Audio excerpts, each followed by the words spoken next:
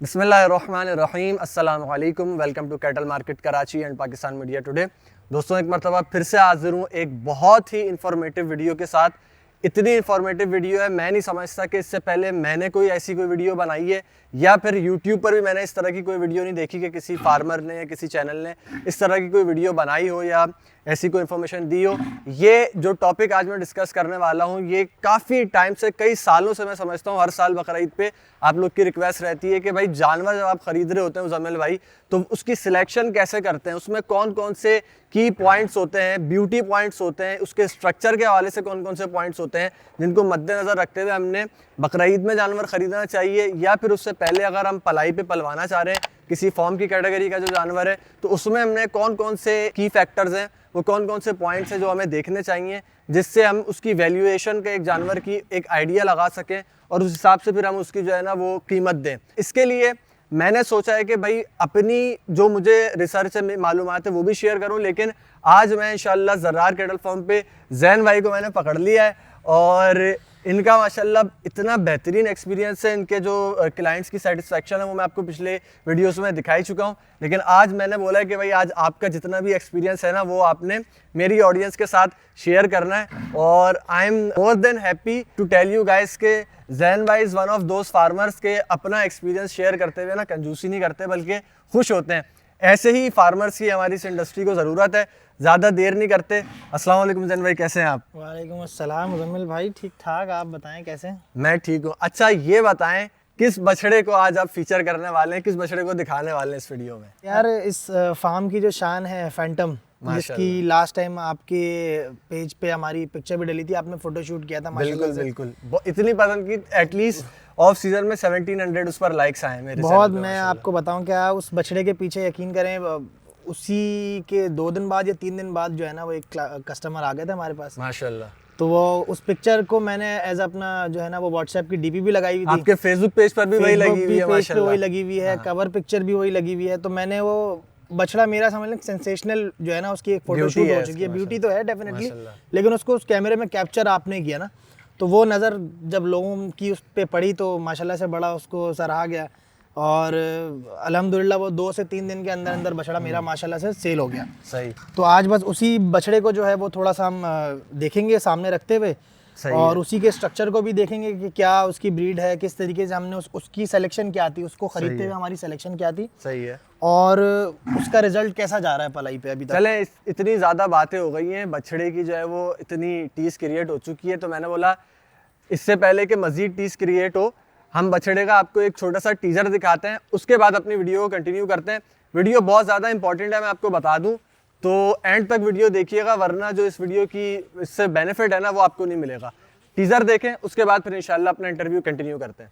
فرح قد جاب خواطرنا حلم يطويه تخرجنا أيام الجد قضيناها وهنا الإنجاز يسامرنا فرح قد جاب خواطرنا حلم يطويه تخرجنا أيام الجد قضيناها وهنا الإنجاز يسامرنا وعبير الأفراح ترات ومنانا اليوم يعانقنا طياب مدارسنا بذلت للعلم جهودا تكرمنا وعبير الأفراح ترات ومنانا اليوم يعانقنا أطياب مدارسنا بذلت للعلم جهودا تكرمنا فرح قد جاب خواطرنا حلم يطويه تخرجنا أيام الجد قضيناها وهنا الإنجاز يسامرنا। अच्छा जी, टीज़र देखा आप लोगों ने, आई होप आप लोगों को पसंद आया होगा। अगर पसंद आया है तो अभी से जल्दी से वीडियो लाइक कर दें। आगे बढ़ते हैं अपनी इन्फॉर्मेटिव वीडियो की तरफ। और एक मैं नया पैटर्न लेकर आया हूँ, मुझे ज़रूर कमेंट करके बताइएगा कि ये वीडियो का जो एक पैटर्न है इन्फॉर्मेटिव वीडियो का, साथ में टीज़र वगैरह सिनेमैटिक्स, ये आपको कैसा लग रहा है। और जो भी बात करेंगे ना उसके हवाले से भी मैं कोशिश करूँगा शॉर्ट्स सिनेमैटिक बी रोल्स में डलते रहे, ताकि आपको बात समझ में आती रहे। पूरी एक रिसर्च कर आया हूँ। सबसे पहला जो हमारा पॉइंट है वो है स्ट्रक्चर और फंक्शनैलिटी के हवाले से। तो स्ट्रक्चर मुझे बताएं जैन भाई कि कैसा होना चाहिए एक आइडियल जानवर का, और कैसा नहीं होना चाहिए ये भी बताएं। अच्छा यार, सबसे पहले तो स्ट्रक्चर की अगर बात करें तो डिपेंड करता है कि आपने आउटपुट कैसा लेना है। ठीक है। अगर आप एक मिड रेंज को टारगेट कर रहे हैं तो आप डेफिनेटली बहुत बड़े स्ट्रक्चर को नहीं लेके जा सकते अपने साथ, क्योंकि वो बड़ा स्ट्रक्चर होगा तो उसको भरने में ज़्यादा टाइम लगता है। सही है। जितना बड़ा बोन स्ट्रक्चर होगा उतना ज़्यादा टाइम लगेगा उसके ऊपर मास चढ़ाने में, फैट चढ़ाने में। तो बेसिक जो स्ट्रक्चर के की पॉइंट्स होते हैं वो ये होते हैं कि ओवरऑल जो स्ट्रक्चर का बैलेंस है वो बराबर हो। सही है। ठीक है ना, जो जानवर के जोड़ हों, पैर मजबूत हों, कि वो जाहिर सी बात है वो पिलर्स हैं, उसी पिलर पे आपने वजन डालना है। अगर वही चीज़ अच्छी नहीं होगी तो फिर डेफिनेटली जानवर ऊपर से तो गोल मटोल, जैसे आप कच्ची नस्ल के जानवर देखे होंगे आपने, तो बिल्कुल पतले पतले पैर होते हैं, ऊपर से वो गोल मटोल हो जाते हैं, तो वो बैलेंस खराब हो जाता है जिस्म का ना। सही है। तो वो लॉन्गर रन के लिए वो फीजिबल नहीं होते। अच्छा, स्ट्रक्चर से रिलेटेड जैसे एक आपने जोड़ों की बात करी, फ्रेम की एक पूरे बात करी, बॉडी स्ट्रक्चर की, तो इसमें आइडियल फ्रेम कौन सा है? एक एंगल अगर बछड़े पर दिखाना चाहें, जैसे इसकी पिछली हम टांगे अगली टांगे देखते हैं, तो इसके हवाले से अगर आप कुछ बताना चाहें। अच्छा, जैसे आप देखेंगे ना, इसकी जो फ्रंट लेग्स हैं वो बिल्कुल बैलेंस्ड हैं, ठीक है ना। वो बहुत ज़्यादा क्लोज भी नहीं है एक दूसरे के, बहुत ज़्यादा वाइड भी नहीं है, बेंडेड भी नहीं है, दोनों तरफ बिल्कुल बैलेंस्ड है। जो शोल्डर इसके जो आ रहे हैं उससे स्ट्रेट फॉर्म में आ रही है। ये शोल्डर ब्लेड जो होते हैं इसका भी बड़ा एक स्ट्रक्चर में बहुत अहम रोल होता है, क्योंकि जितना ये चौड़ा शोल्डर ब्लेड होगा ना इसका, उसी हिसाब से जानवर का स्ट्रक्चर पीछे तक जाएगा। अगर सामने से शोल्डर ब्लेड ही चौड़ा होगा ना तो उसको आप चौड़ा नहीं कर सकते। हड्डी कुदरती चीज़ है ना, नेचुरल प्रोसेस है। तो अगर हड्डी आप बढ़ाने में लग जाएंगे ना तो आप उस पे आप कादिर नहीं है। हमारा ये कोशिश होती है कि जानवर नेचुरली जो स्ट्रक्चर अच्छा हो उसका, अगर भले खाली अच्छा वाइड हो, उसका जो चेस्ट है वो जितना ज्यादा वाइड होगा, चौड़ा होगा, उतना ज्यादा ऑब्वियसली उसके अंदर गुंजाइश होगी, कैपेसिटी होगी, उतना ज्यादा वो होगा। और अगर हम पिछली टांगों की बात करें, correct me if I am wrong, तो वो उसका एंगल जो है ना बहुत ज्यादा ना तो ऐसे बैंड होने चाहिए, अंदर की तरफ टिल्ट होने चाहिए, और ना ही बिल्कुल स्ट्रेट होने चाहिए। बिल्कुल स्ट्रेट ऐसे भी नहीं होने चाहिए, हल्के से जो एक कर्व एक हो रहा है जैसे इसका है ना, आपको ये बछड़ा जो है बिल्कुल बैंड हुई भी टांगे दिखेंगी, और ना ही बिल्कुल ही स्ट्रेट।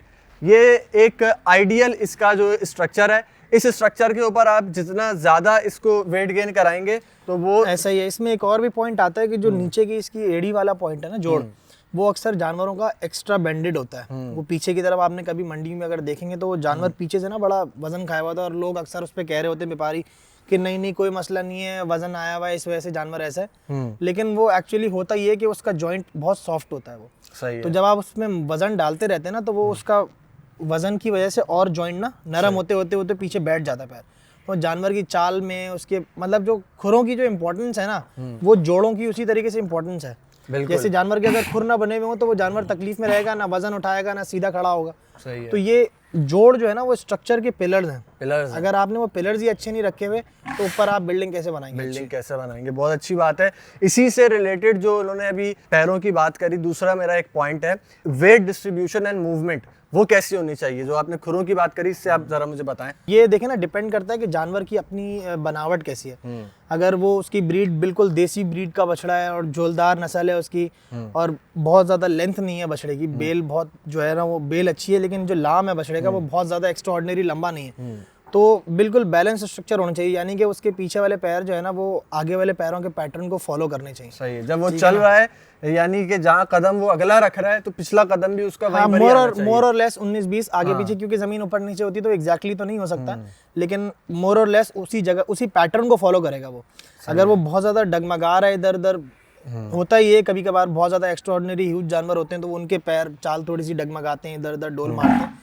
लेकिन बेसिक जब स्टार्टिंग पे स्ट्रक्चर की बात करेंगे ना तो उसमें फिर हमें ये चीजें थोड़ी सी देखनी इससे हमें ये आइडिया होता है कि इस जानवर का जब इसके ऊपर आप ज्यादा वजन डालोगे तो उसकी वेट डिस्ट्रीब्यूशन होगी किस तरीके से। बाज़ औक़ात इसका मैं आपको एक आइडिया दूंगा, मुंह खुर में जानवर आया हुआ होता है तो उस वक्त उसकी चाल ही बिल्कुल बिगड़ी हुई होती है, तो उससे एक आपको आइडिया हो जाता है। लेकिन अगर एक नॉर्मल जानवर भी लड़खड़ा के चल रहा है या फिर पाँव बिल्कुल ही अजीब से अगला कहीं रख रहा है पिछला कहीं रख रहा है, तो इसका मतलब उसका बॉडी स्ट्रक्चर ही इतना खराब है। सारे जानवर होते हैं जो पिछले पैर ना खोल के बाहर की साइड पे रख रहे होते हैं, तो वो उस तरीके से वेट कभी गेन कर ही नहीं पाते कभी। क्योंकि उनकी जो अनबैलेंस्ड एंगल होता है, सारा फ्रेम जो होता है ऐसे ही है। ठीक है।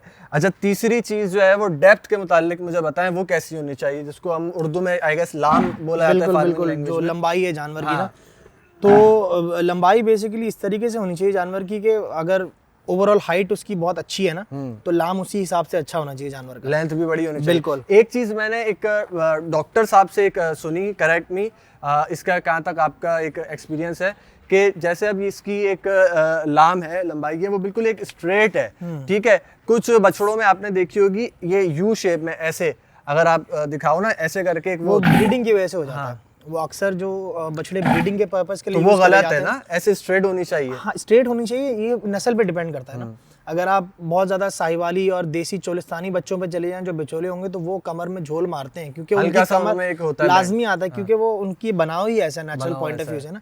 प्योर साहिवाल और चोलिस्तान की नस्ल के जो बच्चे आपने देखे हैं अगर, तो वो हल्का सा सलामी के पीछे से झोल मारेंगे। बहुत एक्स्ट्राऑर्डिनरी झोल मारना भी वो भी गलत है, क्योंकि वो स्पाइनल कॉर्ड उसकी होती है वहाँ पे, उस पर जब वेट आता है तो वो खराब हो जाती है, उस पर फिर जानवर को पेन होता है, तो वो उस पर आप ज्यादा वजन नहीं डाल सकते जानवर पे। बहुत सारे जानवर ऐसे भी होते हैं जिनके बचपन में बड़े अच्छी नस्ल होती है। मेरी आंखों देखा वाकया है कि बहुत आउट क्लास नस्ल की एक बछड़ी थी, हमने देखी थी, लेकिन वो उसके पैर घूम गए थे। 8 महीने की जो है वो बच्ची थी, तो उसके पैर घूम गए थे और वो बच्ची वजन आगे उठा ही नहीं पाती, तो वो बिल्कुल वेस्ट हो गई उसकी नस्ल। हालांकि बहुत एक्स्ट्राऑर्डिनरी नस्ल थी उसकी। जब शुरू में वीडियोस बनाता था ना, तो देखने को ये मैं आपको इसलिए बता रहा हूँ क्योंकि जो एक नया बंदा है, खरीदार है, उसको ये चीज़ें बाज़ औक़ात अट्रैक्ट कर जाती हैं। मुझे मैं कहता था अपनी वीडियोस में, तारीफ करता था कि माशाल्लाह इसकी कमर देखो कितना कर्व शेप है, कैसा यू शेप है। लेकिन बाद में मुझे एक डॉक्टर साहब ने करेक्ट किया कि मुज़म्मिल भाई ये तो इसकी यानी कि क्वालिटी को डीवैल्यू कर रहा है। बिल्कुल ऐसे, ठीक है। हाँ, चोलिस्तानी बछड़ा है, उसका एक स्ट्रक्चर ही एक ऐसा है कि उसका हल्का सा एक कुब की तरफ थोड़ा ऐसे हल्का मिलान होता है, हल्का सा। बहुत ज्यादा एक्स्ट्रा आपको कोई चीज नजर आ रही होगी ना, तो वो फिर नुकसानदेह है, वो आइडियल स्ट्रक्चर नहीं है। अच्छा, नेक्स्ट क्वेश्चन मेरा है फ्रेम स्कोर के हवाले से और फ्रेम साइज के हवाले से। तो कितने तरह के साइजेस होते हैं, इसके मुतालिक मुझे ये बताइएगा। पहले तो कितने तरह के साइजेस होते हैं, और फिर आपको किस साइज का क्या बेनिफिट होता है उसकी तैयारी में, उसकी उस स्ट्रक्चर की तैयारी में टाइम और मेहनत और एक्सपेंस कितना लगता है? अच्छा यार देखें, अगर फ्रेम साइज की बात करें तो एक कोडू नस्ल आती है, सही है। फिर एक उससे थोड़ी सी बड़ी होती है, वो गेनी होती हैं, फिर उनसे जो थोड़े से बड़े दरमियानी हाइट के बछड़े होते हैं वो बिचौले में आ जाते हैं। फिर उसके ऊपर एक मीडियम साइज होता है, वो बिचौले से थोड़ा सा ऊपर कद कहलाता है। फिर एक जो बड़े बछड़े होते हैं या बड़ी बछड़ियाँ होती हैं, उनका फ्रेम एक्स्ट्राऑर्डिनरी आपको नज़र आता है कि हाँ यार ये इनका फ्रेम ठीक ठाक बड़ा है। सही है। तो अगर पलाई के हिसाब से बात करें तो अब जितना छोटा फ्रेम होगा ना, वो उतना जल्दी भरेगा। सही है। इसकी मिसाल आप ऐसे ले लें कि आप एक ग्लास, आपके पास पानी है अगर 1 लीटर, और एक ग्लास आपका 500 ml का और एक ग्लास आपका 2 लीटर का है। आप वही 1 लीटर पानी अगर 500 ml में डालेंगे तो वो जल्दी फुल हो जाएगा, आधे पानी में आपकी लिमिटेशन में पूरा हो जाएगा। सही है। लेकिन वही पानी आप अगर पूरी 2 लीटर वाले ग्लास में डालेंगे तो वो फुल नहीं हो पाएगा, उसके लिए आपको 1 और लीटर पानी चाहिए। तो यही मिसाल है कि आप जितना बड़ा स्ट्रक्चर होगा ना, उसको भरने में उतना ही एक्सपेंस भी आएगा और उतना टाइम भी लगेगा। तो जो शॉर्टर टाइम के लिए जानवर पाल रहे हैं, या तो वो तैयार हो कि आप तैयार ही लेकर आए हैं उसको, फिर आपने थोड़ा सा मेकअप शेकअप करके उसकी थोड़ी सी हल्की सी ट्यूनिंग शेनिंग करके आपने उसको सेट कर दिया। सही। लेकिन अगर आपने बिल्कुल स्क्रैच से पालना है ना, तो उसके लिए आपको देखना पड़ेगा कि आपके पास टाइम कितना है, आपका बजट कितना है, आप किस कैटेगरी को टारगेट कर रहे हैं। तो उस हिसाब से आपको पता लग जाएगा कि हाँ मैं सही जा रहा हूँ कि नहीं जा रहा हूँ। मतलब मैं अगर अपने अल्फाज में थोड़ा सा इसको कंक्लूड करूं, तो अगर आप एक गेना बछड़ा खरीद रहे हैं, ठीक है, ड्वार्फ खरीद रहे हैं अगर आप, तो उसकी तैयारी आपने एक फार्म पे करवाई, अच्छा पल गया, तो अब आप से यानी कि 4 महीने में वो एक अच्छी खासी उसकी ग्रोथ हो गई। अब आप ये एक्सपेक्ट नहीं कर सकते कि आप एक नॉर्मल साइज़ का बछड़ा, जैसे ये एक लार्ज साइज़ में नॉर्मल साइज़ में एक ये बछड़ा आता है, ठीक है, अब ये बछड़ा भी अगर आप खरीदते हैं, खुद पालें या किसी फार्मर के पास पलवाएं, तो ये आपको सेम रिजल्ट देगा 4 महीने में नहीं। एक तो इसकी कंजम्पशन भी ज़्यादा होगी गेने से, ठीक है, ज़्यादा चारा भी खाएगा, दूसरा ये वक्त भी ज़्यादा लेगा, मेहनत भी ज़्यादा लेगा, सारी चीज़ें। तो अब फिर इसके अंदर एक आ जाता है ब्रीड फैक्टर। तो ब्रीड के अंदर अब हम इसकी अगर हम बात करें तो मुझे बताएं ये कौन सी ब्रीड में है, और कुर्बानी के लिए जो पाकिस्तान में पसंद की जाती हैं आइडियल 3-4 ब्रीड्स, वो कौन कौन सी ब्रीड्स हैं? पहले इसका बताइए। ये बछड़ा जो है वो हेरेफोर्ड ब्रीड एक है, इंटरनेशनल ब्रीड है, उसके साथ क्रॉस में है किसी देसी बछड़े के साथ ना। सही है। तो वो जिसकी वजह से इसका जो स्ट्रक्चर में आपको सलामी वगैरह नजर आ रही है, हल्का सा नाव झालर नजर आ रहा है, जो कि मेल के बछड़ों से थोड़ा सा ज्यादा है। तो वो ये इस चीज की निशानदेही कर रहा है कि ये थोड़ा सा देसी बछड़े के साथ मेल में है, क्योंकि अगर प्योर हेरेफोर्ड होता या ज्यादा उस तरफ होता तो इसकी सलामी बिल्कुल नहीं होती। लेकिन इसका जो प्रिंट है वो बिल्कुल 100% हेरेफोर्ड पे जा रहा है, जिसमें चारों पैर इसके बराबर मोजे हैं, नीचे से वाइट चीटा आ रहा है, फेस वाइट है और पिंक नोज है। ये सारे फैक्टर्स जो हैं वो हेरेफोर्ड नस्ल पे जा रहे हैं। सही है। कुछ लोग इसको ब्रैडफोर्ड भी कहते हैं कि वो हेरेफोर्ड का और ब्राह्मण का क्रॉस कर दिया, लेकिन ये ब्राह्मण का क्रॉस है नहीं एक्चुअली, ये हेरेफोर्ड और नॉर्मल देसी किसी बछड़े का क्रॉस है। बेसिकली जो मुझे ये बछड़ा सबसे ज़्यादा पसंद आया ना, उसकी वजह भी यही है कि एक तो हेयरफर्ड ब्रीड के अंदर नेचुरल जो उसके एक अपना एक सिम्टम्स है, उसका चेहरा बहुत बड़ा होता है, उसका फेस स्ट्रक्चर बहुत बड़ा होता है, जिसकी वजह से उसमें वो मेरे ख्याल से ब्यूटी के लिए माइनस पॉइंट है, ठीक है। लेकिन ये देसी के साथ क्रॉस में, अच्छा मेल का बात होगा तो लोग पूछ रहे होते हैं ये मेल क्या है, मतलब मेल फीमेल वाली बात, ये मेल फीमेल नहीं है, मेल का मतलब होता है दोनों का मिलान है इसका उसकी तरफ, विलायती की तरफ, उर्फे आम में तो हम लोग विलायती बोल देते हैं जो भी बाहर की ब्रीड होती है। वो ऑस्ट्रेलियन समझते हैं बहुत सारे लोग, सारे सारी ऑस्ट्रेलिया से आए हुए, नहीं इसमें बहुत सारी किस्म की ये भी ब्रिटन ब्रीड है मेरे ख्याल से, हेयरफर्ड जो है वो ब्रिटन ब्रीड है ना। तो उसका और आपके देसी बछड़े का जब क्रॉस हुआ तो इसने देसी बछड़े की कैरेक्टरिस्टिक्स ये ली कि छोटा मुंह ले लिया, खूबसूरती इसकी सलामी ले ली, ये सारी चीजें खूबसूरत आ गई। और हेयरफर्ड के इसके ने ये लिया कि देखे गर्दन माशाल्लाह कितनी इसकी चौड़ी है आगे से, और पीछे से जो एक फर्म एक इसकी जो बैक है, ये सारी चीज़ें, और इसकी लेंथ जो लाम जो भी हमने डेप्थ की बात करी वो बहुत ज़्यादा माशाल्लाह से बड़ी है। तो ये सारी चीज़ें जो है ना ये इसने हेयरफर्ड की ली हैं। अच्छा अब ये बताएं कि पाकिस्तान में या जो कैटल फार्म्स के ऊपर जो ज़्यादातर लोगों की डिमांड होती है वो कौन कौन से जानवर होते हैं कुर्बानी के लिए जो यूज़ होते हैं? यार देखें, कुर्बानी के लिए जो बेसिक नस्ल यहाँ पे चल रही है वो तो आपको पता है साहिवाल है, सही है, चोलिस्तान होते हैं। उसके बाद फिर देसी ब्रीड जो एनोनिमस ब्रीड कहलाती है, बेसिकली उसका पता नहीं होता, बस उसको देसी के नाम से पंजाब की ब्रीड है, नॉन डिस्क्रिप्टिव, उसका कोई डिस्क्रिप्शन नहीं होता। अच्छा, ये इस तरह की ब्रीड चल रही होती हैं। सिब्बी के बैल हैं बेसिकली, वो यहाँ पे कराची में चलते हैं काफ़ी। लेकिन होता क्या है कि लोग ना अब ट्रेंड थोड़ा सा चेंज हो गया है। अच्छा, अब लोगों की एक तो परचेजिंग पावर है वो भी लिमिटेड है, ठीक है, और उनको चीज़ भी अच्छी चाहिए। डेफिनेटली कुर्बानी कर रहे हैं, दिल से कर रहे हैं तो अच्छी चीज़ करेंगे। तो जो कराची में मेजॉरिटी जो चीज़ चल रही होती है वो प्रिंट पे चल रही होती है, जैसे आप पिगमेंटेशन कहते हैं। बिल्कुल, अब बहुत सारे लोग ना गुलाबी को नस्ल समझते हैं। सही है, गुलाबी नस्ल नहीं है, सही है। गुलाबी एक समझ लें कि कलर पैटर्न है जो कि किसी भी नस्ल में डाला जा सकता है। साहिवाल में लाल नुकरे आते हैं, बिल्कुल, वो गुलाबी नाक में होते हैं, सही है। वो साहिवाल नस्ल है लेकिन वो गुलाबी नाक आई भी है ना उसमें, वो पिगमेंटेशन है वो। तो वो अब साहिवाल नस्ल में अबलग भी आते हैं, अबलग भी आते हैं, चोलिस्तान में अबलग अबलग भी। आते हैं। Let me tell my audience के जो है वो कोई ब्रीड नहीं है, हाँ। कलर है। देखो पिगमेंटेशन को, रंगत को जो है ना लोग ब्रीड समझ के बैठे हुए हैं, ठीक है। अब अबलग है तो वो कोई रंगत है, वो कोई ब्रीड नहीं है, ठीक है। ब्रीड्स हमारी जो बेसिक हैं वो 3-4 ही हैं, एक अपना साहिवाल हो गई, एक अपना चोलिस्तानी होगी, जो दो तो जो है मोस्ट जो है ना डिमांडिंग है। इसके बाद फिर इनकी क्रॉस है, साहिवाल चोलिस्तानी का क्रॉस, साहिवाल का यानी कि बाहर की ब्रीड से क्रॉस है, चोलिस्तानी का बाहर के साथ क्रॉस है, ये सारी चीज़ें। फिर अच्छा कुछ क्रॉस ब्रीड्स वो हैं जो कि एक फार्मर जो ब्रीडिंग सेटअप जिसने डाला हुआ है वो बाकायदा क्रॉस ब्रीड करवाता है कुछ कैरेक्टरिस्टिक्स लेने के लिए। जैसे मैंने आपको इसका बताया कि इसके अंदर क्या है कि देसी की कैरेक्टरिस्टिक्स भी हैं और जो है वो हेयरफर्ड की भी हैं। दो ब्यूटी भी चाहिए थी आपको और आपको साथ में बड़ा वजूद भी चाहिए था, तो आपने जो है ना ये एक ब्रीड ले ली, ठीक है। लेकिन कुछ ब्रीड्स ऐसी हैं पाकिस्तान के अंदर जो जैसे गाँव देहात में बगैर किसी उसके कोई सा भी बछड़ा कोई सी भी बछड़ी के साथ वो क्रॉस करवा के वो बस ले लिया बच्चा। अब उसके अंदर जो है ना ये सारे कैरेक्टरिस्टिक्स नहीं है, तो वो बछड़ा अगर आप मंडी से ख़रीदते हैं या किसी फार्म से ख़रीदते हैं उसकी एक वैल्यू एक अलग है, उसकी कॉस्टिंग एक अलग है। लेकिन जिसके अंदर ये सारे पॉइंट्स पाए जा रहे हैं, आपकी रंगत भी आ रही है, आपका उसका स्ट्रक्चर बॉडी स्ट्रक्चर भी सही है, उसकी जो ब्रीड है, क्योंकि ब्रीड का सबसे बड़ा बेनिफिट ये होता है ब्रीड का। अब जैसे इसके अंदर ज़्यादा पॉइंट्स जो हैं वो हेयरफर्ड के हैं, तो इनको ये पता है कि अगर इस पर ये 2 साल मेहनत करेंगे तो इसका वजूद कहाँ तक जाएगा। हेयरफर्ड की सारी कैरेक्टरिस्टिक्स ये निकालेंगे गूगल से, इनको सारी चीज़ें पता है कि इसका एवरेज वेट ये कहाँ तक ये गेन कर सकता है। लेकिन अगर इसकी ब्रीड ही नॉन डिस्क्रिप्टिव हो, पता ही नहीं हो कि ये कितना, तो इसके ऊपर भी मेहनत करना फजूल है। लेकिन हमारे यहाँ जो है ना वो बेसिकली मंडी के जानवर को या एक नॉन डिस्क्रिप्टिव जानवर को और एक फार्म के या एक ब्रीड क्वालिटी वाले जानवर से कंपेयर किया जाता है। वो जानवर आपको अगर इस बॉडी स्ट्रक्चर पर है तो हो सकता है आई गेस 25 से 30 हज़ार रुपए मन के हिसाब से भी मिल जाएगा बिल्कुल मंडी के अंदर, ठीक है।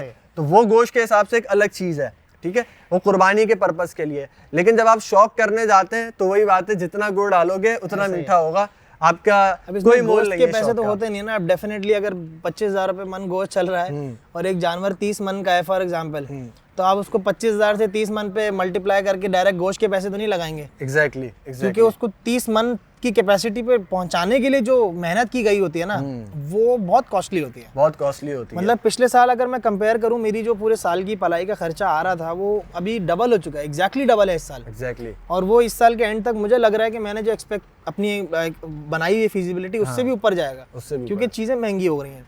और ये सिर्फ इस इंडस्ट्री में नहीं है, ओवरऑल पूरे पाकिस्तान की इकोनॉमी में फ़र्क पड़ रहा है कि चीज़ें ओवरऑल महंगी हो रही हैं। ओवरऑल महंगी। तो अब लोगों को ये समझना चाहिए कि अगर एक जानवर है जो कि चराई पे नहीं पल रहा, वो खूंटे पे बांध के 2 टाइम का राशन खा के प्रॉपर मेडिकेशन के साथ प्रॉपर सारे जो लवाजमात हैं, घी मक्खन तेल, ये जो सब लोग समझते हैं कि नहीं होता, सब बोलने की बातें, तो मैं उनको कहूँगा कि आप आएँ किसी फार्म पे, किसी भी फार्म पे चले जाएं, विजिट करें। सीजनल जो घी चल रहा होता है, मक्खन चल रहा होता है, तेल का जब सीजन आता है तो वाकई होता है, ये वो रिजल्ट नजर आता है आपको जानवर। एग्जैक्टली। अच्छा, एक्सपेंसेस तो बाद में, सबसे पहली चीज़ जो हमने इतनी अभी एक बड़ी डिस्कशन की लंबी चौड़ी, तो उसमें हमने चीज़ की ब्रीड, जो लोग एक हैरत कर रहे होते हैं। इवन इनफैक्ट मुझे भी बहुत हैरत होती थी इससे पहले कि यार ये 2-2, 3-3, 4-4 लाख के बच्चे एक महीने के कैसे बिक रहे हैं, और कोई मेरे सामने फार्मर्स खरीद रहे हैं, या मैं बहुत सारे नामी गिरामी फार्मर्स को जानता हूँ, ये मेरे बराबर में खड़े हुए, इन्होंने माशाल्लाह इतने महंगे महंगे बच्चे खरीदे हुए मैंने देखे हैं।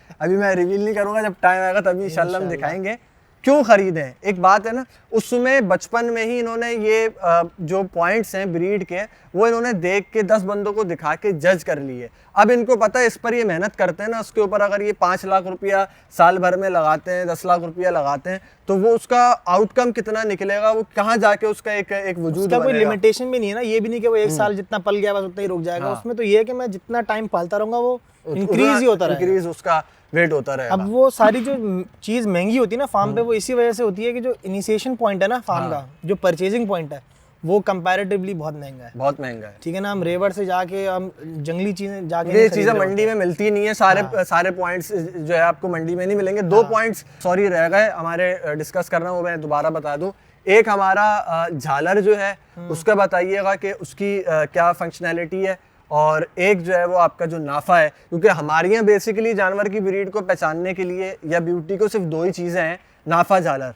इसके अलावा जो हमने भी सारी चीज़ें डिस्कस करी हैं, उसके एंगल्स वगैरह स्ट्रक्चर, ये तो एक अलग। तो झालर और नाफे का जो है वो क्या एक फंक्शन है, या उससे क्या बेनिफिट्स हैं ब्यूटी वगैरह और दूसरी चीज़ों के बारे में? यार देखिए, नाफे और झालर से ना ग्रोथ का कोई ताल्लुक है नहीं। सही है। अब आप अगर प्योर हेरेफोर्ड को देखें या प्योर अगर आप जर्मन एंगस ब्रीड एक है उसको देखें, तो वो उनकी मीट यील्ड एक्स्ट्रा ऑर्डिनरी होती है, मतलब बहुत ठीक ठाक वजन गेन करते हैं, लेकिन उनका नाफा झालर नहीं होता। जैसे हमारा देसी में भागनरी आ जाता है, सिब्बी आ जाता है, उनके नाफा झालर नहीं होते, लेकिन वो वेट बहुत गेन करते हैं। नाफा झालर बेसिकली सिर्फ बनाओ में खूबसूरती ऐड करने के लिए लोगों की पसंद होती है। सही है। अब अगर नाफा फॉर एग्जांपल मेरा जो बछड़ा फैंटम, ये हल्का ये मेल में होने की नॉर्मल वजह से इसका जो है वो नाफा बहुत एक्स्ट्रा ऑर्डिनरी नहीं है। अब अगर आप इसी को किसी चीने बछड़े से जो प्योर चोलिस्तानी होगा उसका आप नाफा देंगे, जमीन तक जा रहा होगा, जमीन तक जा, लेकिन वो उसमें वो हुस्न नहीं होगा, जो प्रिंट है ना वो नहीं होगा। बिल्कुल। तो हर किसी की अपनी अपनी डिमांड है। ठीक है। जो कस्टमर्स आजकल मांग रहे हैं वो मांगते हैं खूबसूरती। जानवर अपनी खूबसूरती ही बिकता है। खूबसूरती कहाँ आती है कि अच्छा प्रिंट है, जानवर अपना जो उसका स्ट्रक्चर है उसके साथ जस्टिफाई हुआ है, हड्डी जो है वो भरी हुई है, कमर गोल है, सीने से अच्छा है जानवर, चेहरे का अच्छा है। तो ये सारे पॉइंट्स हैं जो कि कस्टमर कंसिडर करता है। अब अगर आप बिल्कुल एक्स्ट्रा ऑर्डिनरी चीज़ों पे चले जाएंगे तो 20-20 लाख रुपए के भी बच्चे बिकते हैं। लेकिन होता क्या है कि वो मार्केट को महंगा करने के लिए भी कहीं किसी हद तक करा जाता है। रियलिस्टिक वैल्यू जो है ना वो होती है बच्चों की 3-4-5 लाख तक, ये रियलिस्टिक वैल्यू होती है। क्योंकि होता क्या है कि जब आप 5 लाख रुपए का बच्चा लेते हैं, उस पर 2-2.5 साल तक आप खर्च करते हैं, कोई 10 लाख रुपए आपने खर्च करा फॉर एग्जांपल, तो वो आप 15 लाख रुपए 20 लाख रुपए का बनता है वो बच्चा, क्योंकि आपने उसको फोर्सी करा हुआ होता है ना। हमने जो अभी फ्यूचर वाली बात करी थी कि हम अभी प्रेजेंट में खड़े होकर हम फोर्सी कर रहे हैं कि वो कहाँ पे जाएगा, लेकिन बच्चों में रिस्क भी बहुत ज़्यादा है, बहुत ज़्यादा रिस्क। जैसे अभी मैंने पैर घूमने वाली आपको एक सिनेरियो बताया कि वो रिस्क भी बहुत ज़्यादा होता है कि जब आप छोटी उम्र में लेते हैं ना, तो स्ट्रक्चर बड़ा करते करते उसके साथ क्या सामना हो सकता है, माइट बी पॉसिबल। बड़े स्ट्रक्चर को लेने का फ़ायदा ये है कि स्ट्रक्चर बना हुआ है, उस पर आपको स्ट्रक्चर पे मेहनत नहीं करनी, बच्चों पे आपको स्ट्रक्चर पे ही मेहनत करनी है ठीक ठाक। सही है। तो बस ये फैक्ट है, शौक की बात है हर किसी की। हमें शौक है कि बिल्कुल स्क्रैच से पाल के देखें, ताकि अपना भी तजुर्बा बढ़ते रहे, ख़ुद भी सीखते रहें, और जो आगे आने वाली जनरेशन है जो कि इस फील्ड में एंटर होना चाहती है, जो इस फील्ड को समझना चाहती है, तो क्योंकि बहुत सारे लोग इस फील्ड को ना बहुत मुनासिब काम नहीं समझते हैं कि यार बस गवाले हैं और इस तरह की ये फील्ड तो है। पूरी एक मॉडर्न फार्मिंग है, इस पे modern आप farming स्टडी है। करें तो इसको तरीके से लेके चलें तो इसमें मजीद चीज़ें बेहतरी की तरफ भी जा सकती हैं। और जैसे मैं कहता हूँ कि फार्मर्स अगर ब्रीडिंग सेटअप डालें, आपने भी जैसे माशाल्लाह डाला है ब्रीडिंग सेटअप, तो कॉस्ट जो वैल्यूएशन है ना वो भी कम होती जाएगी, आहिस्ता आहिस्ता कॉस्ट जो है ना वो डिक्रीज होती जाएगी और जानवर सस्ता होता जाएगा। इसके ऊपर अवेलेबिलिटी भी बढ़ जाएगी ना जानवर की। बिल्कुल अवेलेबिलिटी अगर आप उस चीज़ को रेयर करेंगे आप तो जाहिर सी बात है छुपा के रखेंगे, मार्केट में निकालेंगे नहीं तो उसकी price automatically demand and supply से बढ़ जाएगी। कुछ लोग असल में इन मौजूआत को डिस्कस करने पे भी बाज़ औक़ात जो है ना वो एतराज़ करते हैं। हालांकि हमारा, मेरा या जैन भाई का मकसद ये है कि जो नया फार्मर है या पहले से भी एक फार्मर मौजूद है जिसकी इस तरफ तवज्जो नहीं है, उनको एजुकेट किया जाए, वो इस ब्रीड के ऊपर काम करें, इन पॉइंट्स के ऊपर काम करें, ताकि जब ये चीज़ें ज़्यादा से ज़्यादा अवेलेबल होंगी ऑब्वियसली उसकी जो कीमत है वो कम से कम होती जाएगी आहिस्ता आहिस्ता। तो ये थी आज की वीडियो, बहुत ज़्यादा लेंदी हो गई बट आई होप आपको पसंद आई होगी। और इंशाल्लाह दोबारा जैन भाई को किसी दिन किसी और इसी तरह के टॉपिक के साथ तकलीफ़ देंगे। आप लोग जो है ना वो कमेंट करके बताइएगा कैसी लगी वीडियो, क्या बात समझ में आई, क्या नहीं समझ में आई, कोई और टॉपिक सजेस्ट करना चाहें तो वो कर दिएगा। Thank you so much once again Jain भाई, और इंशाल्लाह मिलते हैं अगली किसी वीडियो में इसी अपनेपन के साथ। वीडियो को लाइक करिएगा। Thank you so much. अस्सलाम वालेकुम।